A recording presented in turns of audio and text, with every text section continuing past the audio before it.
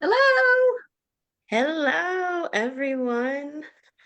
Welcome to our November 2024 book club discussion for the Friends in Fiction Official Book Club with Brenda and Lisa. Which one is which? We don't know. You never know. We're interchangeable. No. Um, we are so excited because we have one of our favorites with us tonight. We are going to be discussing The Fabled Earth with the one and only Kimberly Brock, and we know you guys are excited. So, Brenda, you want to go ahead and introduce our special guest? I would love to, in addition to being just a wonderful human being, Kimberly Brock is the best-selling author not only of The Fabled Earth that we're talking about tonight, but The Lost Book of Eleanor Dare and her award-winning debut, The River Witch. A former actor and special needs educator, Kimberly received her bachelor's degree from the University of West Georgia and in 2014, Kimberly founded Tinderbox Writers Workshop, a transformative creative experience for women in the arts, which I'd love to hear more about. Kimberly has served as guest lecturer for many regional and national groups, including the Women's Fiction Writers Annual Conference and a place that's really special to me, the Pat Conroy Literary Center. She lives near Atlanta with her husband and three children, and we welcome her tonight. Hey, Hello. Kimberly. I forgot to silence all my dings and bells and whistles on my computer, so too bad. Sorry. I didn't hear any dings, so you're I didn't good. either, so we're good to go. Well, welcome, Kimberly. We're so happy to have you tonight. Thank you. I'm excited to be here. You guys are my favorite. I am actually Oh, doing another book club. I'm at my friend's house in her basement. So I can do this tonight and then go up and visit with all these ladies who are having me upstairs so I can hear them. It's like elephants above my head walking around everybody. And I know they're having fun because I hear them laughing and eating and I'm sitting in the basement. It's kind of funny. Oh, we're sorry. No, it's like double book club love. It's great. that's Well, fun. then, That's a lot of fun. yeah, then we'll get started because we know you got to get upstairs right before 8 o'clock. So at Well, like we'll 7. see. Okay. So, welcome tonight, book club members. And as we begin, please be sure to put any questions you have for Kimberly in the chat. We'll be monitoring that. And as always, we're spoiler free until 7:15. But after that, the gloves are off and we can get to dig into this masterful story. So, Kimberly, for those who haven't read it yet and are on for the first few minutes, can you give a little summary of The Fabled Earth? Yep. So, The Fabled Earth is a dual timeline historical Southern novel. It is set on Cumberland Island, Georgia, which is our southernmost island on the Georgia coast, and it is now a national park and mostly undeveloped. But it is a place where, in the Gilded Age, the Carnegie family built winter homes. So there's big, beautiful historic mansions there that are now crumbling and very spooky and Southern Gothic. The book is set in 1932 and 1959. It has three female characters who are point of view characters. The chapters alternate between their voices. The first character is Cleo Woodbine. She comes to Cumberland as a young woman who wants to be an artist in residence for the Carnegie family and wants to live in a little cottage there and make her art. And she's supposed to be a companion to a young woman that summer, the only other girl who's with a group of wealthy boys who come for the summer to hunt and fish and lollygag and tell stories. And they tell stories around a bonfire one night, and Cleo's story kind of gets away from her, and bad things happen. Two boys drown that summer. So in 1959, the daughter of that girl that Cleo was with, Frances Flood, comes to town asking questions about what happened to her mama. And she goes to find Cleo on her little island and disrupts her life. And then there is a third character, a younger woman, 19-year-old, 20-year-old Audrey Howell, who has just graduated high school and been married and then widowed within only a couple of months. And she has come to the little town on the coast off of Cumberland to run the inn. She brings her brownie camera with her and takes pictures around town. And she develops accidentally a double exposure photograph with the face of one of the boys that hasn't been seen since that summer. And everybody in town thinks he's raised a ghost. So there's folklore and there's storytelling and there's the Gilded Age mentions. There's lots of ghost stories. But mostly it's about these three women and the mystery of what happened in 1932 and how that comes to light in 1959. Oh, So good. that was such a great summary. Ah, It makes me Kimberly, it makes me want to read it again. I'm like, oh, I need to read that book. Yay! and the funny thing to me is, as you said, you already mentioned this, but classic Kimberly, it was very rich in fable, in story, in myth, but I found it interesting that the setting, Cumberland Island, was a real place, Yeah. a real barrier island with protected beaches and forest, and that there's a real, Dungeness ruins that are part of the legacy of the Carnegies. We have a Carnegie here. So I guess my first question is, what is your relationship to the island and what inspired you to write this story? So I am not an author who has like a drawer full of ideas, but I do have a drawer full of things, like a drawer full of stuff. I sort of just collect little pieces of stories, little pieces of ideas, things that I like. So I have all of these pieces of things that I'm sort of obsessed with. And then at some point, I start to notice how things connect to me in my mind, and a story comes out of that. And this story was very much about that process. I got married I grew up in North Georgia, just on a little farm, and the house was 100 years old, the oak tree was 100 years old, and we got married in the backyard in 1996 under that big tree. And I wore a dress that was actually from 1912. And it was quiet, it was little, there were about 25 people there, and I loved it because it was very sweet and sort of private and secret. Not really secret, but it felt that way to me. Mm-hmm. And then a few months later, we learned with the rest of the world that JFK Jr. and Carolyn Bessette had been married in this secret wedding on Cumberland Island off the coast of Georgia. And I thought, oh, we're just like the Kennedys. Not, but and I've never really been interested in the Kennedys or any of that, but it did interest me that it connected. Their story seemed similar to mine. And so in this weird way, we were just like the Kennedys, like our stories connected us.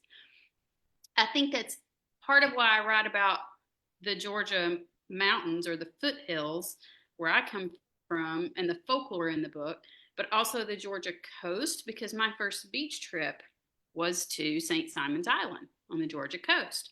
So my life and my stories connect in those two places too. Mm-hmm. So it started there, but then we wanted to go somewhere special for our 25th wedding anniversary. And my husband knew I'd always wanted to go to Cumberland. He did not know anything about, what I had put together in my head about those two weddings. So he got us a reservation, and we went and we stayed at the Grayfield Inn. Grayfield is one of the houses that the Carnegies built on the island. Dungeness is the largest, and then Lucy Carnegie built houses for her children on the island as well. And Grayfield was one of those. Now it's an inn. So we pull up, because you can only get there by ferry boat.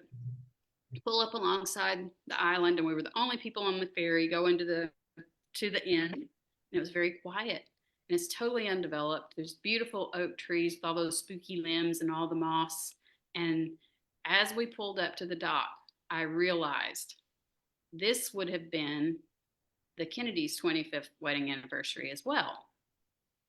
But they died in that plane crash.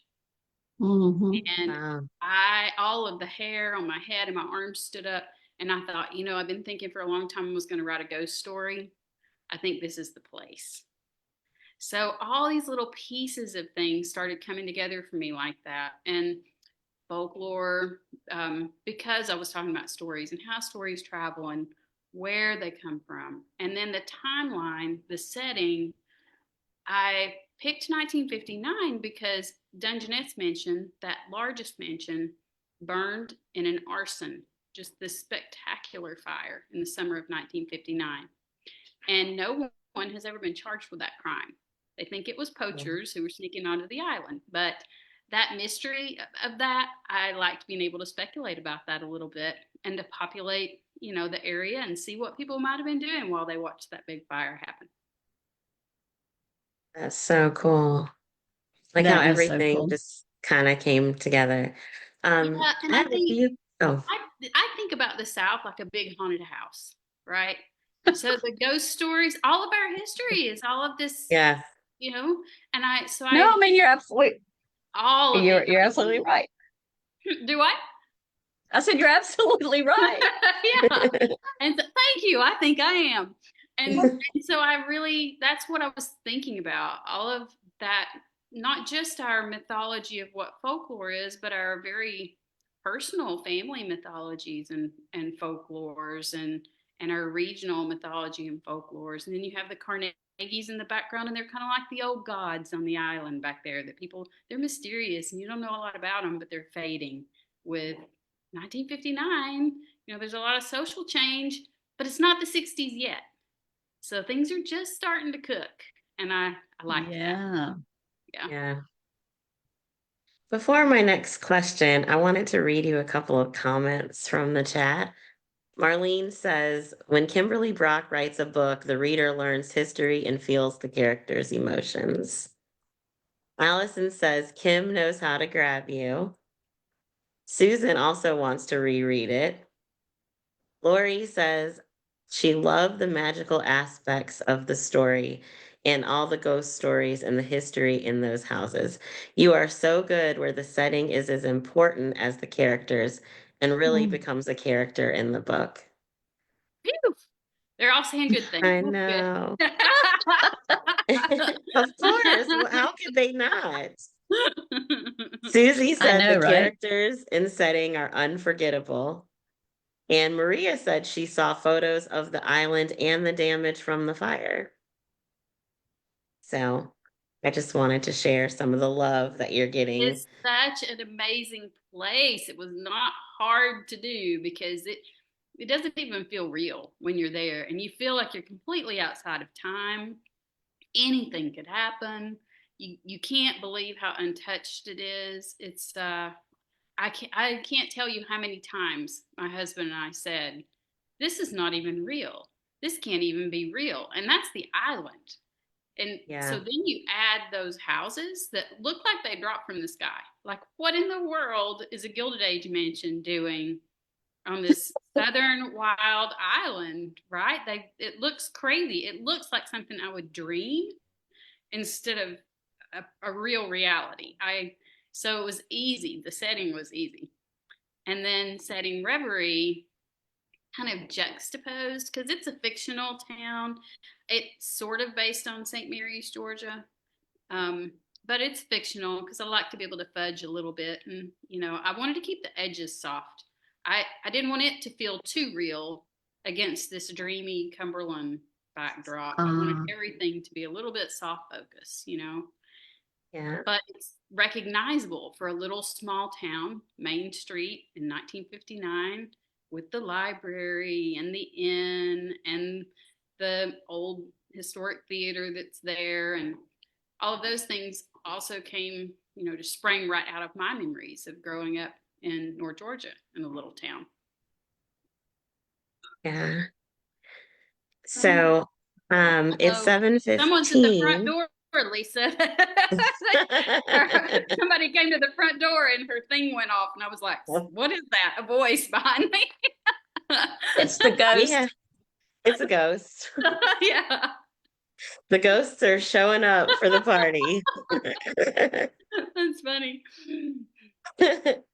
Um, it is 7:15, so spoilers are open now, although the next Woo! question isn't a spoiler at all. We do have an advanced question from Molly, and she wants to know, what is your favorite myth or legend? And book club members, if you have a favorite myth or legend, let us know in the chat. I have never been asked that. I have never once thought about it. It's So like tough. off the top of my head, and I'm the worst for what's your favorite.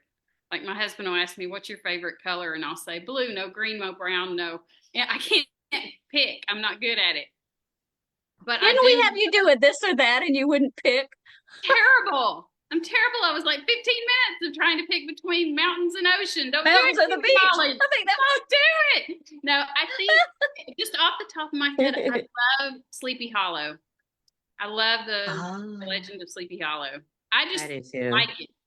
And I maybe that's because it was something that I, That's a knew good from one. childhood, maybe. I don't know. Hmm. Yeah. I love that too. Brenda, do you have a favorite myth or legend? well, there's a local legend here in Camden about the ghost of Agnes of Glasgow. She's a Ooh. Revolutionary Mhm. War figure whose love interest didn't come home, and she's said to haunt the Quaker cemetery here. Isn't So, that always the Oh, legend? Some woman who's waiting. It's always some woman who's waiting for something. Why are we always waiting? I know. So I I don't don't know. I haven't. Is Robin Hood considered a Oh myth? yeah, it is. I That's love Robin Hood. I also love Sleepy Hollow, but I have to give a shout out to my favorite mythical creature, which is Medusa. oh yes. Oh, Love Wow. oh Medusa. yes. See?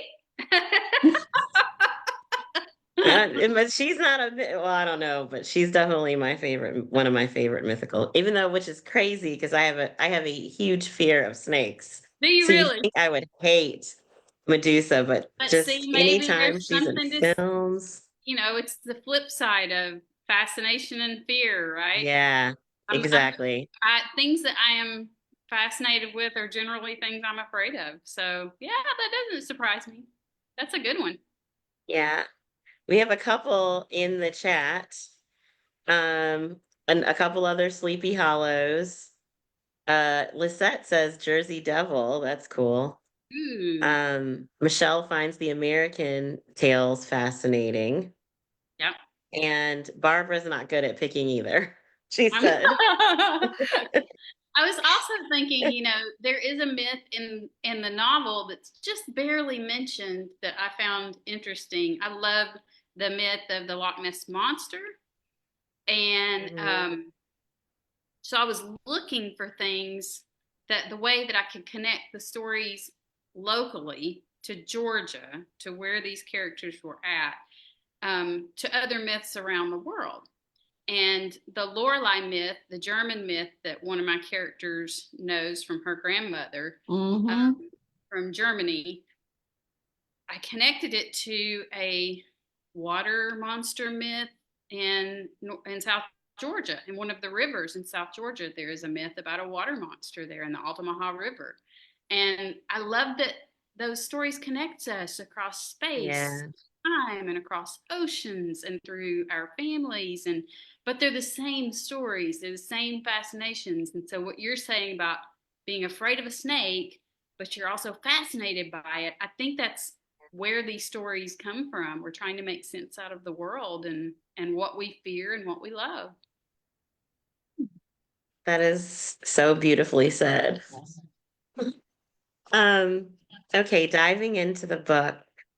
So, Fabled Earth touches on so many issues that we face currently Mm. and they were facing then, like um, racism, gender inequality, classism, because those topics, which is it blows my mind that we still deal with this stuff. But what was the toughest topic for you to approach in the story? Well, when I started writing it, I would have said all of them Mhm. because I'm I'm looking at 1959 through the eyes of a girl that grew up, a white girl that grew up in North Georgia in the 80s, Mhm. right? So I'm having to imagine all of it. I'm not I'm not a voice of authority on any of it. So the only way I could look at it. The only lens that I had to look at it through were experiences that I had as a child. So I remember my very first, I loved our library, and we went to the library a lot in the summer because we didn't have air conditioning. And my mom loved to read, and so we go to the library where there was air conditioning. And it was in a big old house. It was a beautiful old antebellum house in Dalton, Georgia. And you could not go upstairs. And I wanted to go upstairs so bad. And I mean, I was little when I remember this. I pitched a fit because I couldn't go up those stairs. I really wanted to know what was. And I remember my mom taking me outside, standing on the sidewalk outside, and chewing me out and telling me that she remembered there were people that couldn't even go in the library when she was growing up. So I was lucky to be there. So that's the first I ever heard about segregation. And I puzzled on that. I wondered about that. And I wondered about it into adulthood even. Same thing with our theater in town. Knowing about the balcony in town, and my grandmother saying, oh yes, there used to be people that sat in the balcony. You can't go up there now, it's closed, but this is why. And learning about those things and trying to make sense out of, here's this person that I love, that I think the world of, who's so good to me, and I see them be good to people. How can this be true? How could that have been okay with them? So I'm imagining characters in 1959 who are dealing with racism, sexism, right to read, all of those things in sort of the same way, because I feel like the girls in my book the characters are predominantly white in my book. There are Black families in my book. There is a man who is Cherokee who has come home from the Korean War and is now living in Reverie. So there is some diversity in the book, but my main characters are white. And I thought, they need to look around them and have those same moments where they go, okay, normal may not actually be normal. It may just be common. What's right and wrong, and start to assess like the feelings that I had at that time and as I've grown up. Now you ask me that question, I don't know, because I feel like it's closer to the bone now than it was when I started writing the book a couple of years ago. I feel more threatened. I feel the things that I care about are more threatened. The people I care about are more threatened. So I hope what it does is it makes people pause and have that moment now that I had as a little girl when they read it. And I also know that I got a lot of it wrong because I'm just imagining it.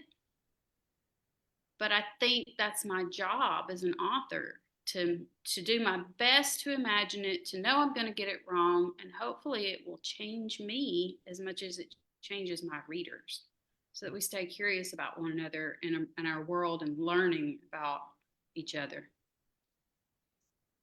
You know, that was one of there were several really powerful moments in the book, and this is not one of the questions, but I'm going rogue.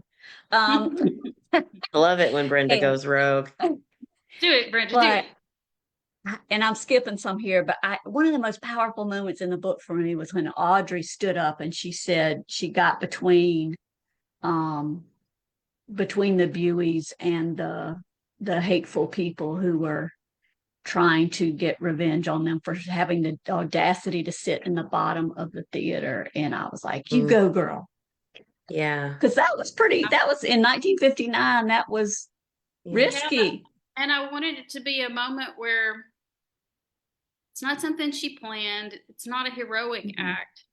She's just already standing there. And she had to choose, you know? And I don't even think she meant to choose, you know? She's just there. And it's an afterthought of, oh my God, what did I just do? What did I just do? But I wanted it to be instinctual, because you can make a bad choice by instinct too, you know? She could have run the other way. So it speaks to her character to some degree, but I also didn't want her to be a hero. I wanted everybody in the book to have these moments that they find themselves in, not that they put themselves in.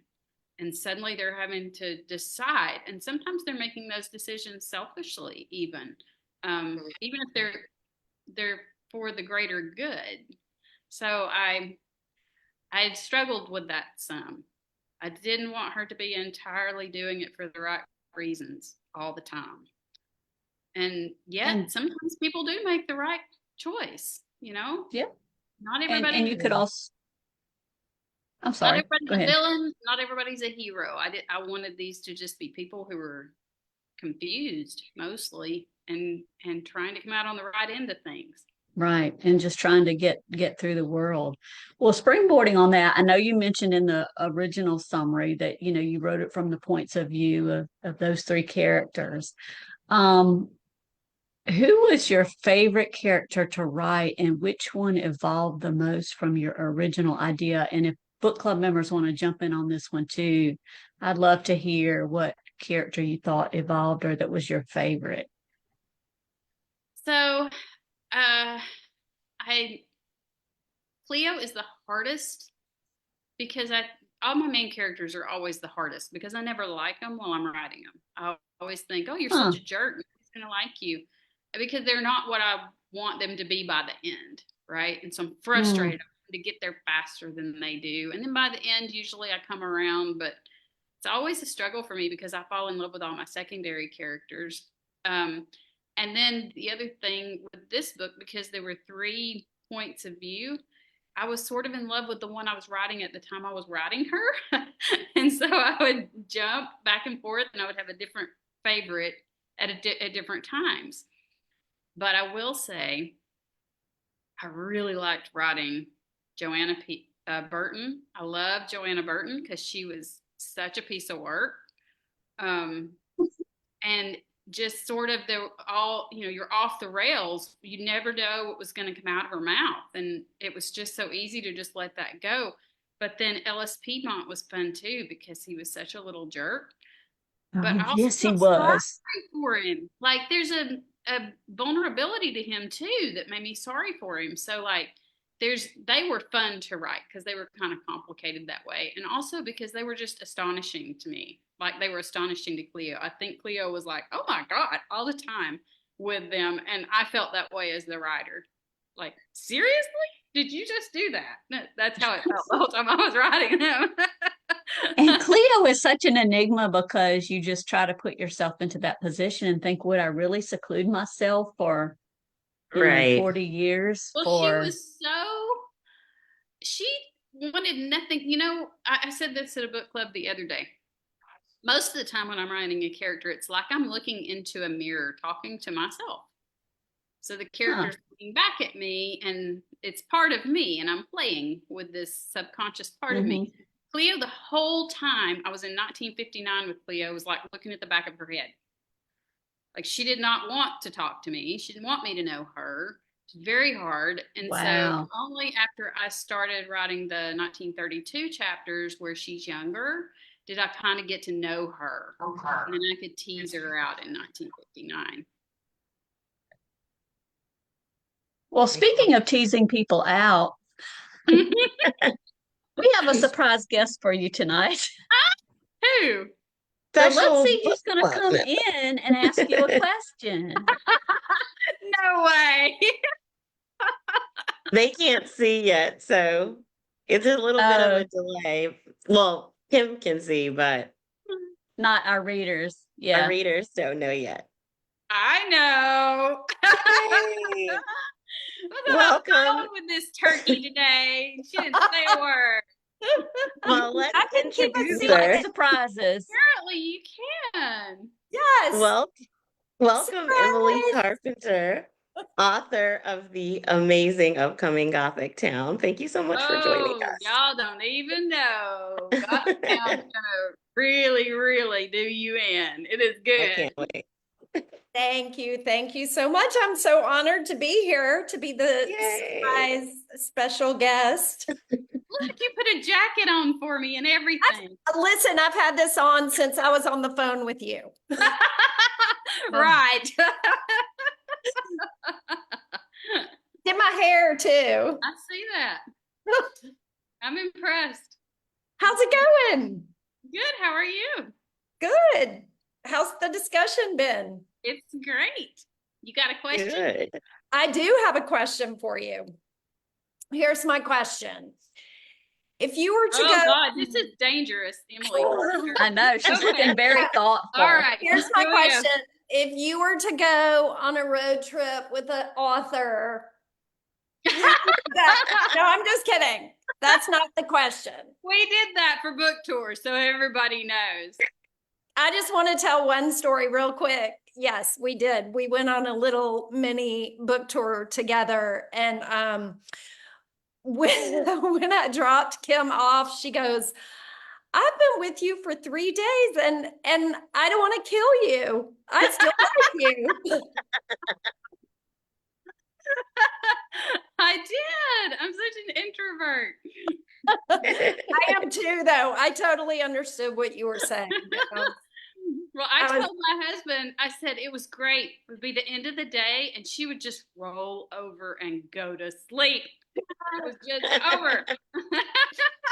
No, we didn't chat. We were just like, good night. Okay, here's my question. The Fabled Earth is full of these amazing, interesting, complex, rich characters. And so, you finish the book and you're like, well, I want more. I want, about almost all of these characters. I could think like, I'd love to hear more. So if you were to write a sequel, who would you focus on? Like, who is the one that like fires up your imagination? I hate that question. Sorry. Because I don't think in terms of sequels. People always ask if I'm going to write a sequel to every book that I write because they get attached to a character, and I feel like I'm giving you a cheater answer, but the truth is I'm always writing a sequel. I'm always writing about the same characters. They just change out the bodies, right? And I'm always working with the same folks because they're me. They're just in different forms. So I don't know. That's interesting. I always see them show up again in some form or fashion. For the not cheater answer, I think Joanna Burton. Oh, yeah. To know her story. I'd like to know the her that her daughter doesn't know. Because Frances knows her as an adult, as this sort of somewhat content housewife type who takes care of other people's children. Why does she take care of other people's children all her life and have such a hard time attaching to her own child? Her husband dies, and so she's widowed. I had 2 widows in this book. I found that interesting. That was organic. But I wonder a lot about her. How did you go from this girl in this green iridescent bathing suit who is such a torch, right? Yeah. And such a piece of work. I believe she loved her husband. I believe she loved her daughter, but what happened? I'd kind of like to know. And I'd like to fire her back up a little bit. Yeah. Do it. Yeah. I kind of think I am, because I have sisters in the book I'm working on now who are definitely, one of them's definitely fired up. So, well, the people in the chat agree. They want to know more about Joanna. Yeah. So that's a good answer. I know, I love it. The cheater answer, I know, but it's true. Well, but your characters are truly so deeply drawn, and you take such care with them. And I mean, there's not a cardboard stereotype like all of them. And truly, like, thank you. We had a conversation about this just a few days ago, but the way you choose their names, I know, is a very detailed process. Yeah. That was actually a question that we were. Oh yeah? Really? What's your question? how do you choose the names? Like, how do you pick? Because the names like Francis Flood, like, how do you I choose love your it. character So names? You have let so me many tell great you a character weirdo names. story about Francis Flood's name. When I went down to the Georgia coast and I was in St. Mary's, I had it was in Fernandina Beach. They asked me, "Do you know Francis Flood here in Fernandina Beach?" I was like, "No, what are you talking about?" And they said, well, "We wondered if there was a connection to the Francis Flood that runs this antique shop here in Fernandina Beach, who apparently is an old man who Oh, lives there just in Fernandina Beach. It's another place where the ferry goes to Cumberland from there. So no, that was Wow. completely. So Frances was my aunt, my great aunt's name. I loved her. So I've always loved that name. And then Flood is an Irish name that I like. And since I was using Irish folklore, and there's this big storm that everybody is, talking about that never actually Um, is showing up until the very end of the book finally. So I liked those, and I liked the sound of it. It sounded like folklore to me. And since she's Yeah. folklore, I liked that. Um, but Emily and I have talked about this. It's a feeling. It's like knowing what color you want to paint something. A name has a feeling. It's also history. I collect names in weird places. Like we were talking about going through cemeteries and collecting names, and I do that. If I'm in a cemetery, I'll write the name down. I keep notes in my phone for names from cemeteries. Also from my ancestry.com. I find names in Oh, my ancestry that Emily and I both have done that. I also do this weird thing where if I'm driving, like on back roads, especially not on highways where you're out in the country, I collect names of roads. Often people's mm, names are the names of roads. And so a lot of that's names cool. come from road signs. I Literal love it. signs. that's so cool. I love I that. love it. Yeah, me too. Well, that's great. Like you do such a good job of your I think character names. Like it's just writers they're are so always so weird good. though. We're just collecting all the time. We're just Mhm. collecting little things. You just don't know it, but we Yeah. are. Yeah. Well, Emily Emily, Carpenter. yes, yes, Emily what? Carp. You're collecting all the time. The Oh wheels are yeah. spinning. Yep.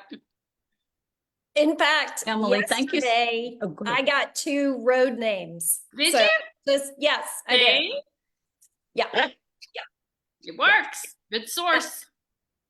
There's a writing tip. Yeah. I know. That's a very practical writing tip. Well, Emily, thank you so much for helping us surprise Kimberly tonight. It was my Yes, You did. It pleasure. worked. Thanks for having me. Thanks of so much. You have a course. great evening. Bye, Bye. y'all. Bye-bye. Bye. Oh, y'all don't know what I trouble love you her. spotted. Woo! Big trouble. Well, I don't want to go That too was far fun. astray, but I have a question about the myth in one of the myths in the book, and I Okay. wanted to get your thoughts on it. I'm kind of jumping from the middle to the end, but as a reader, I was intrigued by the figure in the water and Cleo's, what would you say, calling up of the creature in her story. I mean, we don't have spoilers, so we're good. I mean, we have spoilers, so we're good. But then there's talk of the sturgeon at the end, and so what you gonna leave us with, Kimberly? I want to know what you thought about the sturgeon. I'm interested to know what you thought. I still feel like there's a legend out there. Yeah. I That's what What I about agree. you, want. Lisa? Yeah, what do you think, Lisa? Same. Same? Same. Yeah. I I wanted to think it's give, a red herring. I wanted to give the reader the choice. If it makes you feel better that it's a sturgeon and there is a natural, realistic explanation for it, You can have that if you can live with the idea that there's something out there that you can't explain and that feels good to you. Go for it. I like a little of both. I like the ambiguity of it, right? Mm-hmm. I think Cleo Yeah. needed in that moment that she tells Frances about what happened and she shows her the sturgeon. I think she's giving her that choice. I think she's saying, you can stick with the practical, like my grandmother with her fruit. That's okay. That's who you want to be, and that's what you want this, how do you want this story to end with your mom. Or you can believe what your dad told you and what your mom told you about the Lorelei and her grandmother. You know, what do you want the story to be? It's all okay. And maybe it's all real, right? I think that is the thing for me when I write. I want my readers to walk away with a sense of wonder and a sense of curiosity. I don't want them necessarily to want to solve the mystery. I did this with Eleanor too. As much as I want them to just, I don't know, find joy in the mystery, that the fact that we don't know it all, that we can't explain everything, to me, that's the best part. So I think it's a little of both, definitely. You know, they even try in the novel to explain it away. The men in town are like, oh, it was the Boer wave that came through. No, those never happened here, but it happened that day. That gives them a feeling that they have settled it, right? They don't have to worry about what's out there. Or Right, because we might be know. coming for them one day. Well, I wondered about the Boer wave too, but not as much as, you know, as the figure in the water. And, you know, I'm pretty practical. That we want an answer because it makes us feel safer, but does it? I don't know. And I think it's interesting that women almost always choose the mystery. Huh. That's cool. Almost That always. is very interesting. Yep.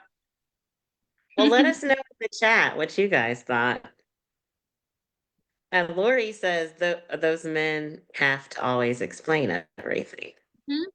And maybe it's the same with the ghost stories, you know, the stories that are difficult are easier to explain away if it's a ghost. Or the thing about the stories in this novel, the things that you asked me about, Lisa, those are the stories that haunt me. And they're very real. Right? Yeah, me too.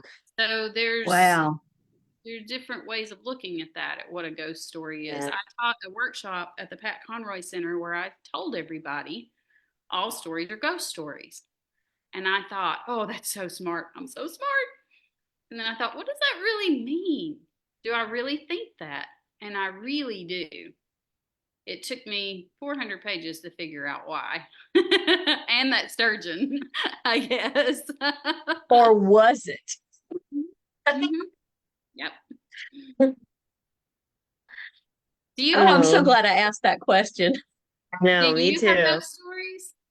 Pardon? Do you have your own ghost stories? I kind of do. Yeah. Yeah, gosh. Well, you go ahead, Lisa. Well, I don't want to take up too much time, but I did long story short, I did a walking ghost tour in Roswell, Georgia. Ooh, I want to do that one. I haven't done it. I'll do it. I'll do it again, even though, well, I'll tell you what happened, and you guys can think what you think. We did the walking tour. I had a digital camera at the time. We went through, I took photos of the house on the outside and all the things. We toured maybe like 2 or 3 different locations.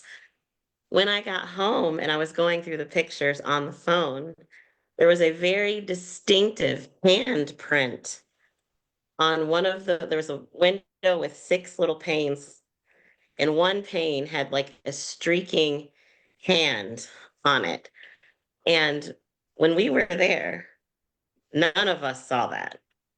And we were there, it was dark, the windows were lit. I think we would have seen it. And then the crazier thing is my friend took the same photo and the hand was not in hers. So that that little, I don't know.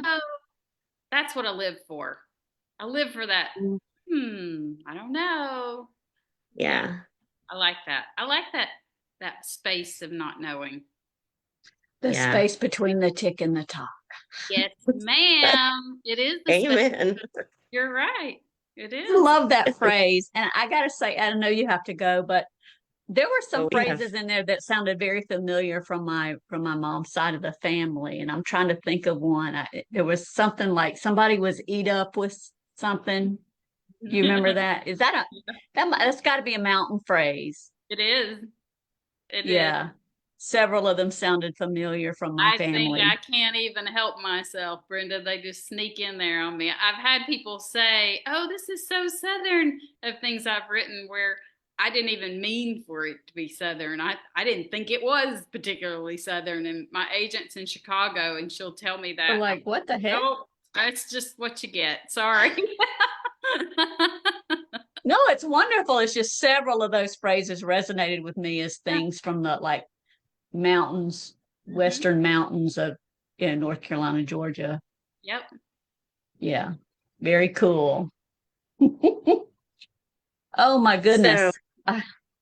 I wanted to ask you, we have a couple, we're gonna try to keep, well, we have a couple questions I want to That's ask. okay. Everyone Come on, wants to hurry. know, what are you working on now? And can you share anything about that with us?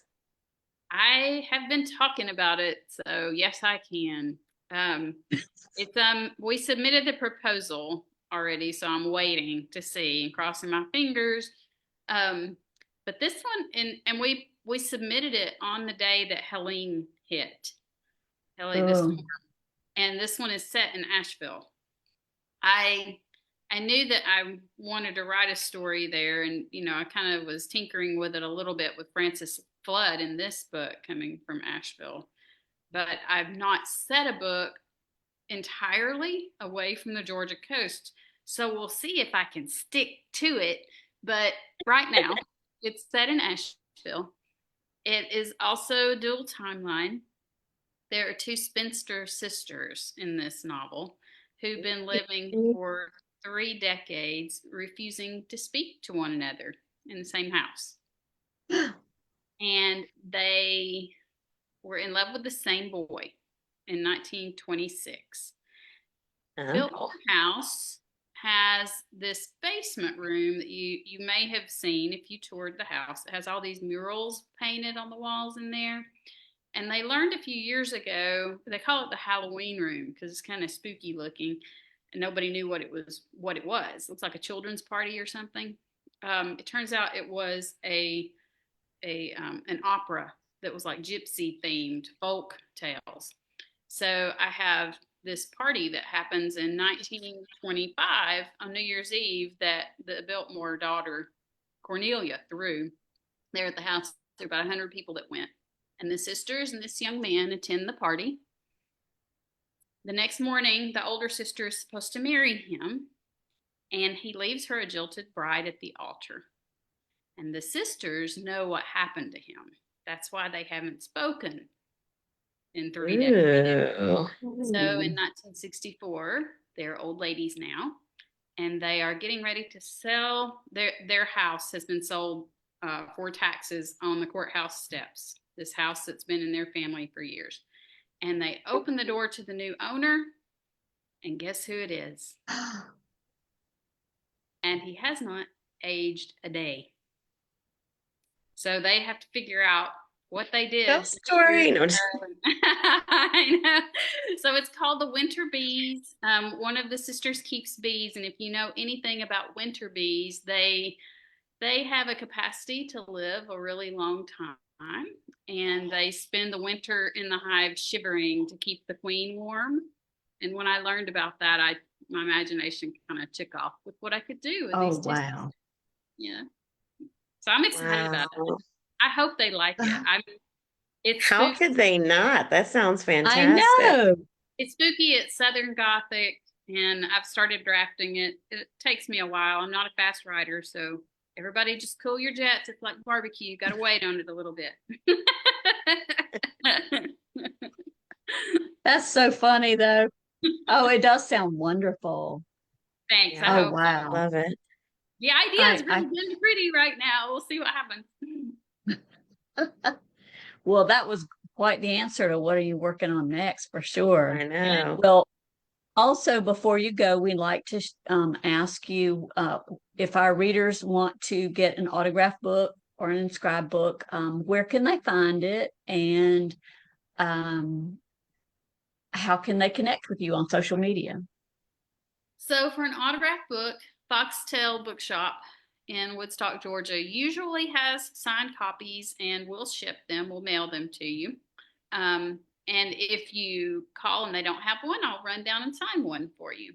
Other places, though, are stores, the indies that I have visited on book tour, and you can look back at my website and see where I've been, because I've been a lot of places. A lot of them will have signed stock in copies still. A few copies probably floating around. Website, KimberlyBrockBooks.com. I'm on Instagram as Kimberly D. Brock, because apparently there's a lot of Kimberly Brocks out there. And Facebook, you know where to find me there. So Yep, we sure do. And on the book club. Yep. And we also want to say that we know that you're on tour doing events. So make sure you check her events and see if she's coming near you, because you want to meet her. Still on the go. And then the paperback will come out, I think it's in July. So I'll probably have more tour stops. I'm going to try and add some places I've not been in the Very summer. cool. Yeah. Oh, that's fantastic. Very cool. If you want to see cool. me, send me a message from wherever you're at, and you can request. But I'll have to hook my wagon and get myself there. So keep that in mind. Maybe Bubba will let you use her camper. Right. Just kidding, Yes. Bubba. I'm sure Kimberly, she wouldn't mind. Oh, I'm sure not. This has been such a fabulous evening. I was so eager to dive in and look at some of the mystery in your book. Mystery as in, story and fable stuff. And we could talk a long time, I know. I feel like place, and it's a lot. A lot of the folklore is real. The ghost stories, some of the ghost stories are real in St. Mary's. They're based off the history that's there. And then, a lot of it is just right out of my imagination. So I had a good time mixing all that up in one big pot. Well, it was awesome. And by the way, book club members, if you liked the playlist that we posted, Kimberly has a lot more stuff on her website for book clubs. Like Rosie's Ghost Tour and the story of Wandering Mary and some other neat stuff. So definitely go by there. It's worth it. It's worth to look at it. But I just want to say your writing is so beautiful. Like you say that you don't write fast or whatever, but I feel like whatever your process is so like it's winning. I can't think of a better word. My brain is not working. Your brain works. Mine's not. I don't know about that. Your writing is just masterful, and whatever you do, just keep doing it, because you're just shining, and you're amazing, and we love you. So thank you so much for joining us tonight. Your support is fantastic. And I should say this while I'm on here with the book club. Showing up at an event as an author, and especially as an introvert, it means the world to me when I walk in and see one of you guys. It's like it's like when you're in kindergarten and you walk in and find your friend to stand next to so you're not afraid, right? Yeah. I feel so taken care of by this book club. The members from Friends in Fiction, they show up everywhere, and they're there literally to take care of the authors. And I've never experienced that until this book club. You guys are the best. Thank you. Thank you. We love you, and we show up and show out. That means a lot, Kimberly. Yeah. And we do love you, and we all hope to see you on the road for your I tour. hope so too. Take care. Yay. Thank you. Have fun Have fun at upstairs. book club part two. I will. Have some wine. I'm going to. You're like, woo, that's over. No, this is fun. This is more fun. I don't know these ladies. It'll be a whole different thing. Thank you, ladies. Thank Thank you. you. Take care. Bye.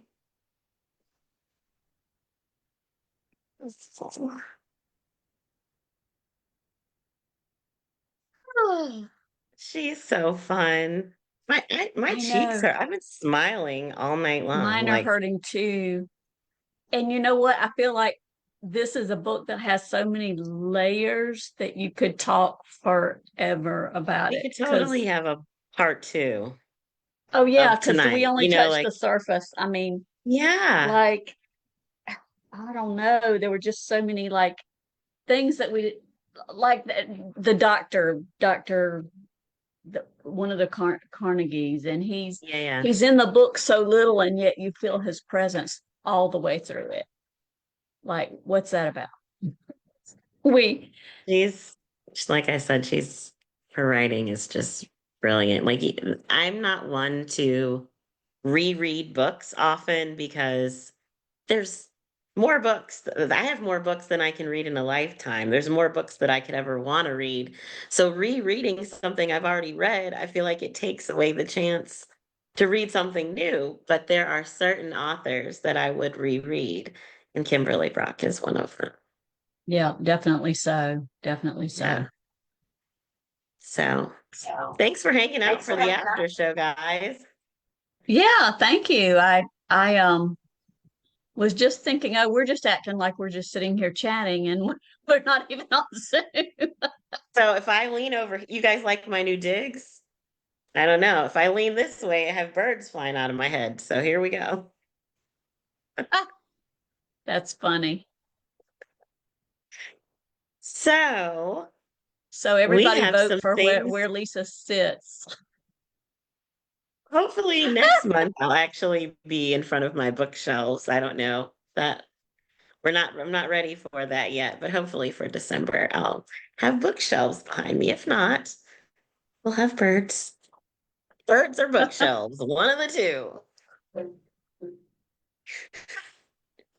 So the you want dogs to are getting share some unruly. things? Yeah, Some I things coming do.